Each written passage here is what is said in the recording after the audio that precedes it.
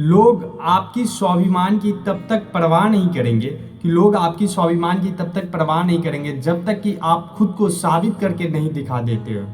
Hello जय Hind everyone, आप सभी को नमस्कार। माय नेम इज अभिषेक अनुपम।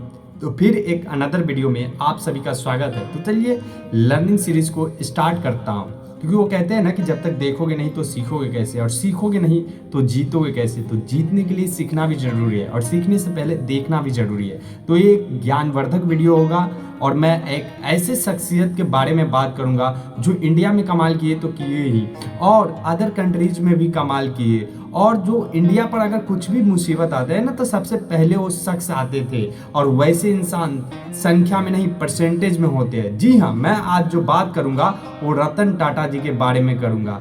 भारत में जब भी ईमानदारी, नेतृत्व और मानवता की बात आती है ना तो एक नाम अपने आप जुबान पर आता है, रतन टाटा। वे सिर्फ एक उद्योगपति ही नहीं, बल्कि ऐसे इंसान हैं जिन्होंने व्यापार को मानवता के साथ जोड़ा। उनका जीवन हमें यह सिखलाता है कि सफलता केवल पैसे कमाने से नहीं होता।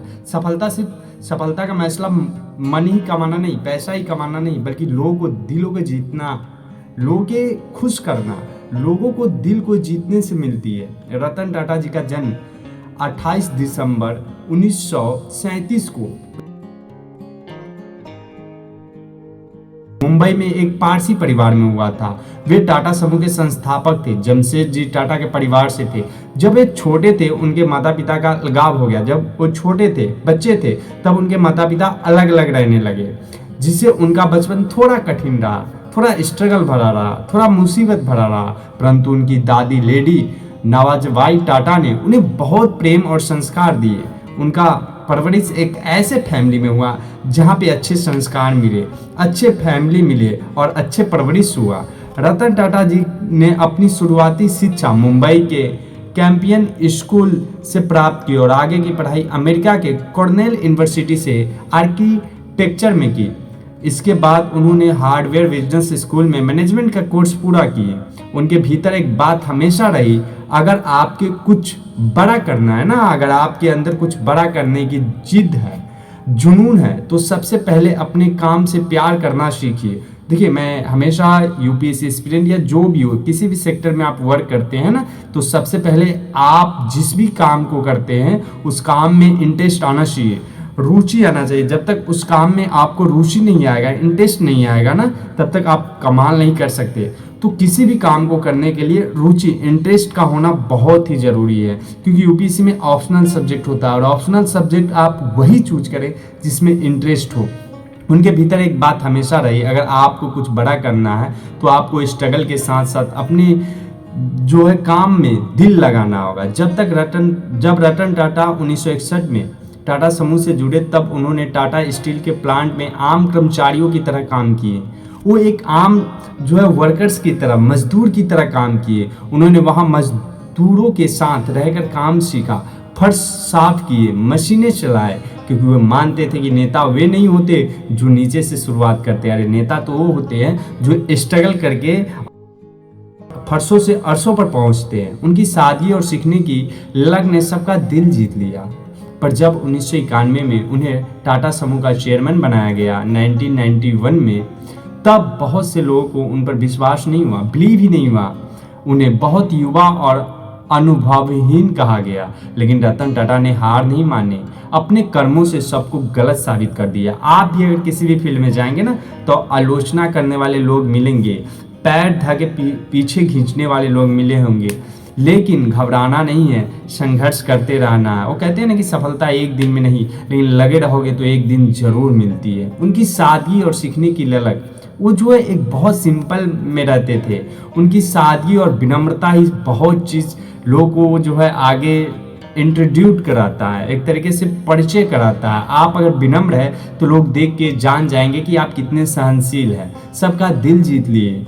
पर जब 1991 में उन्हें टाटा समूह का चेयरमैन बनाया गया, तब बहुत से लोग उन पर जो है बिलीव नहीं किए। समझिए कि इतने युवा लोग कैसे जो है इस कंपनी में आके कमाल करेंगे। रतन टाटा ने कंपनी को नई ऊंचाइयों तक पहुंचाने के लिए कई साहसी निर्णय लिए। उन्होंने टाटा समूह को सिर्फ भारत नहीं और भारत तक ही सीमित नहीं रखे, बल्कि उन्हें अंतर्राष्ट्रीय स्तर पर पहुंचाया, इंटरनेशनल लेवल पर। उन्होंने Tata T, Tata Motors, Tata steel, Tata consultancy service, TCS जैसी कंपनियों को एक मजबूत ब्रांड के रूप में खड़ा किया। 2000 में जब टाटा ने ब्रिटेन की मशहूर कंपनी टेटली टी को खरीदा तो दुनिया चौंक गई। उसके बाद कोरस स्टील और जगुआर लैंड रोवर का अधिग्रहण करके उन्होंने दिखाया कि भारतीय कंपनी भी वैश्विक मंच पर अपनी पहचान बना सकती है।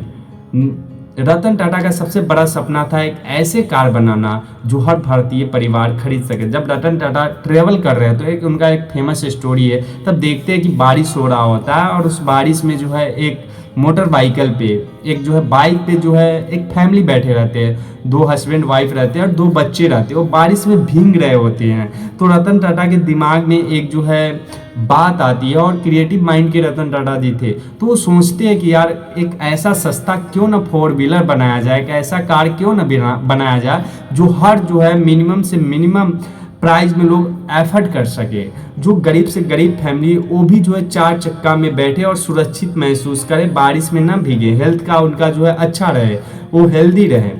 ऐसी ही कार बनाने के बारे में और निर्णय लिए। जब उन्होंने कहा कि वे 1 लाख रुपए की कार बनाएंगे तो सबने मजाक उड़ाया कि 1 लाख में कैसे कार बना दोगे, लेकिन रतन टाटा ने हारे नहीं, मेहनत किए, स्ट्रगल किए। मैंने इसे किसी को साबित करने के लिए नहीं, बल्कि आम आदमी के सपने को सच करने के लिए बना रहा हूँ। और फिर 2008 में उन्होंने दुनिया की सबसे सस्ती कार टाटा नैनो लॉन्च किए। भले ही नैनो व्यावसायिक रूप से बहुत सफल नहीं हुई, लेकिन इसने दिखाया कि रतन टाटा की सोच हमेशा लोगों के लिए थी, न सिर्फ लाभ के लिए। रतन टाटा का जीवन केवल व्यापारिक सफलता का प्रतीक नहीं है, मानवता का उदाहरण भी है। 2008 में मुंबई में जब ताज होटल पर आतंकी हमला हुआ ना, तो रतन टाटा खुद वहां गए और उन्होंने घायलों से मुलाकात भी किए, उनके परिवारों को सहायता दिए, कंपनसेशन दिए और होटल के हर कर्मचारियों के लिए व्यक्तिगत रूप से मदद की व्यवस्था की। उन्होंने कहा कि हम सिर्फ इमारतें नहीं बनाते, हम इंसानों को सपनों की रक्षा भी करते हैं। वो ये भी कहते हैं,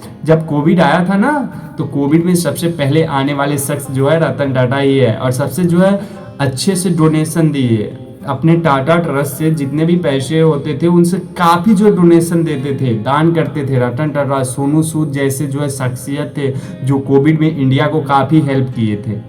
उनकी यह विनम्रता और करुणा ने उन्हें सिर्फ एक बिजनेसमैन ही नहीं बल्कि लोगों का मसीहा बना दिया। रतन टाटा हमेशा से मानते हैं कि व्यापार केवल लाभ कमाने का माध्यम नहीं, व्यापार जो व्यवसाय है वो लाभ कमाने का एक साधन हो ही नहीं सकता, बल्कि समाज को बेहतर बनाने का जरिया होना चाहिए। उनके कुछ प्रेरणादायक विचार भी है। नंबर 1, अगर आप तेज चलना चाहते हैं तो अकेले चलिए। अगर आप तेज चलना चाहते हैं, स्पीड में चलना चाहते हैं, तो फिर आपको अकेले चलना होगा। लेकिन आप अगर दूर तक जाना चाहते हैं तो आप साथ चलिए, किसी के सहयोग से चलिए, मदद से चलिए, हेल्प से चलिए। लोग आपके कपड़ों से नहीं, आपके व्यवहार से प्रभावित होते हैं। आप कैसे कपड़े पहनते हैं वो कोई जज नहीं करता है। वो कहते हैं ना कि गरीब होना पाप नहीं है, लेकिन गरीबी जिंदगी में मर जाना महापाप है। मैं सही फैसले नहीं लेता क्योंकि आपके जेब किसी ने नहीं देखी, आपका योग्यता, आपके जो है एलिजिबिलिटी झलकती है और देखती है दुनिया।